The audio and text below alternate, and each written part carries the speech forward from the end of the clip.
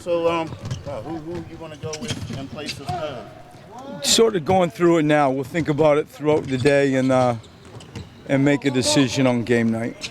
Just how well had he been playing with his play? Covington. He's just becoming a legitimate two-way player. Very prideful in offense and defense. The other day, I don't know if you could see, but his communication with people, our young guys, coming back to a bench. I think the leadership side of his game is growing as much as the on-court improvement. And Timothy has been playing a lot better, but this is a great opportunity for him. Because you guys could opt to go in that direction. You could. He is a consideration, and I think that you are right. He's one of these young guys that, once you released Hollis, part of the decision to release Hollis was opening up more opportunities for Timmy. And I think he has responded well. He's still learning how to handle late game situations and different things, but we all should be excited that he's a good young prospect. Really sort of different than all of our wings because he's a flyer, and he's fearless attacking the rim, but really athletically, he's different than the other players that we have.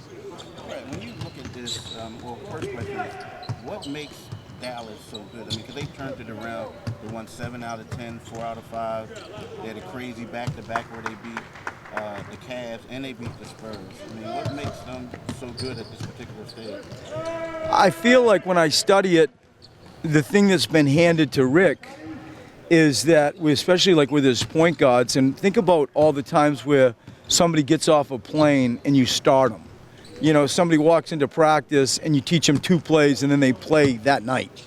He's had a few of those situations, and what it does for you as a coach is it forces you to just keep things so clean and simple. You end up with like a middle pick and roll or some other simple iteration of offensively, and you play hard, and like they've gone through, some stuff with our guy, Pierre Jackson, and then Yogi Ferrell, and the rest of the guys, they've responded, and he's a hell of a coach, and so their world is clean on offense. They play hard on defense. He deserves a lot of credit for taking his environment and really coaching the heck out of it and taking the group and giving them wins. What do you see out of Yogi Ferrell? Because he's a guy that you guys worked out. Yeah. Like this is a great fit for him right here. And it's funny, like I was watching them a few nights ago when Pierre Jackson was here, and he was with us also, and Rick's good, like creating those pick and roll environments, and it's spaced, and they've taken the group and trying to figure out, well, if this is what we have, how do we make it work? Dirk at a 5, and so it's a little bit unorthodox. It's completely clean and, downhill attack mode. I think that Yogi's done well in this clean sort of downhill, speed him up environment. He's, I'm sure, excited to be in the league. Without Joel tonight, how do you plan to use your bigs? Just spin them around. Jaleel and Nerlens will occupy the 5 spot, and we have Rashawn in the bullpen, and base sort of the flow of the game and how people are doing, with different matchups,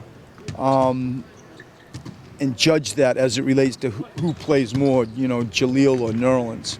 We'll figure out what matchup favors us defensively the most. That being, will Ja get to start?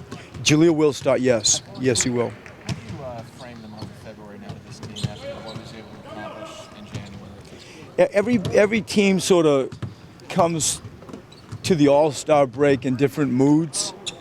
My 16-year history in the league tells me that.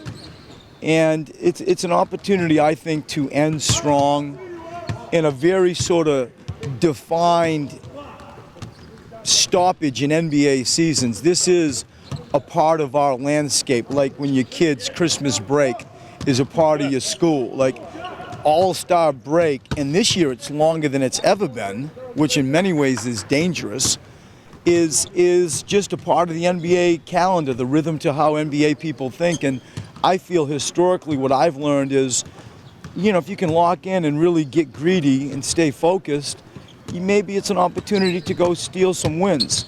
We're in such a different place, without Joel and now without Robert tonight.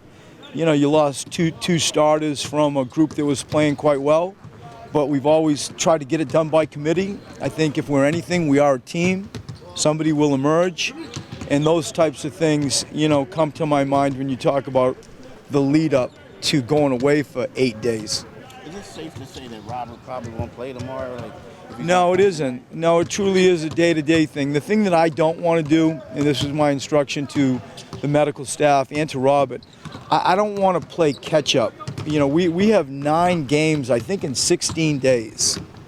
Our schedule is very dense. And to just have to play catch-up with him the whole week where he's never really, as healthy as we need him to be, I don't want to do that. I will avoid that at all costs. And so if it means he also misses the San Antonio game, but is strong, up until the All-Star break ends and we're not playing catch-up on the road, then that's what we will do. And, as we speak, that's sort of how we plan on handling Robert. Right. When you look at these two teams, of course you have the Dirks and you have the Joe, right? But then there's a lot of unconventional ways of finding talent. And what I mean by that is, you guys have 2 starters who were undrafted. Now, Covenant is not playing. They have 3 guys in their starting lineup, undrafted. So when you see that, what does that say to you? I feel like it's a reflection of the phase and the stage that we certainly, have gone through, and it's getting a little bit tighter as time has unfolded. But the Dallas program is at a very different stage than historically they have been in. And we've lived it hard for 3 years. They really haven't. And now they are. And I feel like those undrafted starters, where they're trying to identify keepers, identify talent, who are the people that can, progress with the program. And Dirk is clearly at the latter stages of his brilliant career. I just get memories and real-time memories of what we have been through that it looks like they're going through a little bit of now. What's the biggest challenge regarding Dirk at the 5 with those kind of lineups? The obvious thing, the fact that he can pick and pop and stretch the floor and shoot, 3-point shots at an elite percentage.